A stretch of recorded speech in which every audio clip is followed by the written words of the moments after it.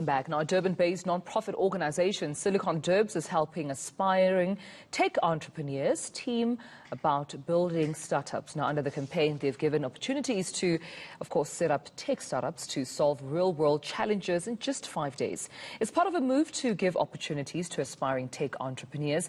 And Silicon Durbs CEO Lindani Mkhize joins us now from Durban to talk more about this. Lindani, thank you so much for your time. I mean, this is quite exciting. I think that even the term Silicon Durbs for me gets me so excited because this is the time to ensure that tech startups get the support they need, and you're doing exactly that. Definitely. Good morning to you, Tumelo, and good morning to your viewers. Now, tell us more about Silicon Durbs. So Silicon Durbs is a Durban-based non-profit organization that's on a mission to assist as much as people as we possibly can to enter the tech entrepreneurship space. And to also assist them to start and grow. So what we're doing, we're making the environment conducive for them to once they started, to also assist them in different stages of their startups to then grow, and then until they revenue generating. But I understand there's a particular campaign now that you are embarking on where you are empowering tech startups, but for a couple of days. Yes, so the campaign is a national campaign. It's not just a Durban campaign, so it's a national campaign. We're going to do it nationally. The goal of the campaign is to assist people who haven't started tech businesses yet, but who have had interest for quite a long time, or who've gained interest because they understand that technology is taking over now, but who want to be entrepreneurs, who've got the guts and interest of being entrepreneurs. So the campaign is there for us to assist them set up their business within 5 days. And we've got a number of partners across the country who will be assisting, and ecosystem partners will be assisting them grow in different stages of this once they started. What do you find is the biggest challenge for tech startups in South Africa in terms of lack of support or any sort of challenge that you perhaps have encountered with them? So the challenge is within the startup space in South Africa. It's the silos that we have for those organizations and individuals who are assisting entrepreneurs to start and grow. So there is no collaboration effort that we put together as a nation. So there's a lot of silos, and then that then breaks the development of entrepreneurs. It then becomes a hindering, stumbling block for them to then start and grow, because there's a lot of silos, and there's a lot of competition amongst the organizations that are assisting entrepreneurs to start and grow.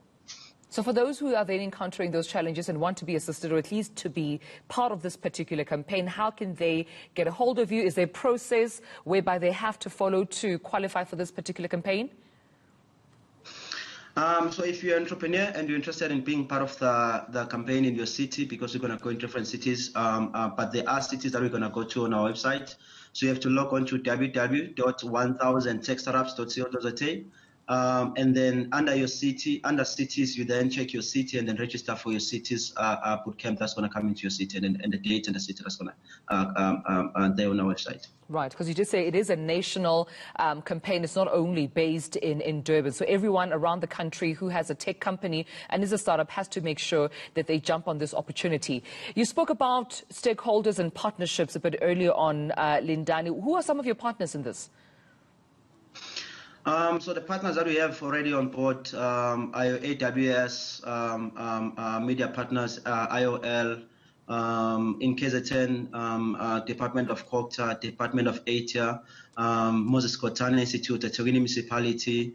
I'm missing count of others, but we've got a lot of partners that we have, and we've got a lot of partners that are coming in on board on a daily basis. So because the hashtag then is 1000 tech startups, does it mean that you're only targeting at least reaching a maximum of 1000 tech companies?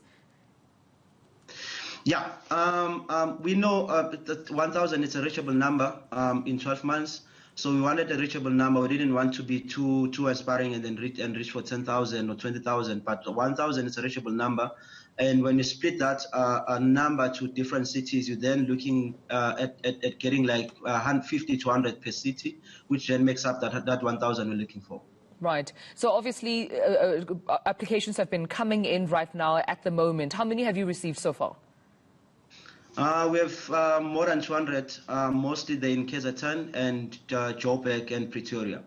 All right, so Gauteng and KZN definitely they lead in the pile, but the appeal is for every province to ensure that they do participate. The big question then comes in terms of sustainability. I know that you are assisting tech startups in terms of furnishing them with the right tools and skills to run their businesses, but how do we then assure sustainability, long-term sustainability at that?